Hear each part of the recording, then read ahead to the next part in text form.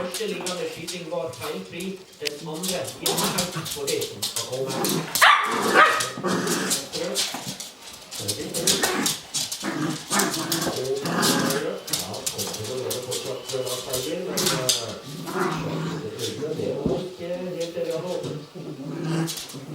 Men virkelige standplaktdemonene til Bergen har dukket opp på stående skyting. Jeg ruller på tredje standplakt til søkesiden. Harja Bø.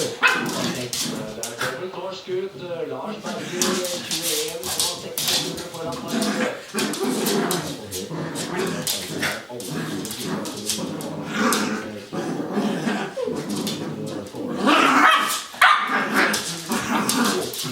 Herredømme. 5 elvanepoeng.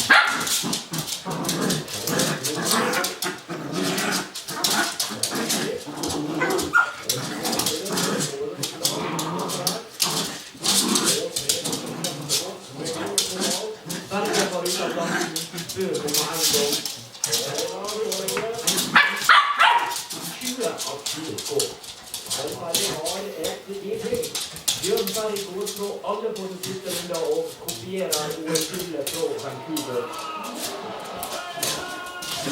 Harja Bø ble nummer 4, med 15-7 medan Lars Bergen i rygg på 6. Det er litt ekstra på det. Lars Bergen kommer seieren. Det er nok en helt på standplass. Jeg berget meg som greit. Det var en typisk raktstart på min del, egentlig. 5 runder, så det er på en måte litt sånn normalt, men jeg har jo lyst til å gjøre det. Leveringen fra Lesja trenger i hvert fall ikke se langt etter skytehjelp. Lillesøster Tora Berger, blant de aller mest i verdenscupen, har blitt belært av søsteren det.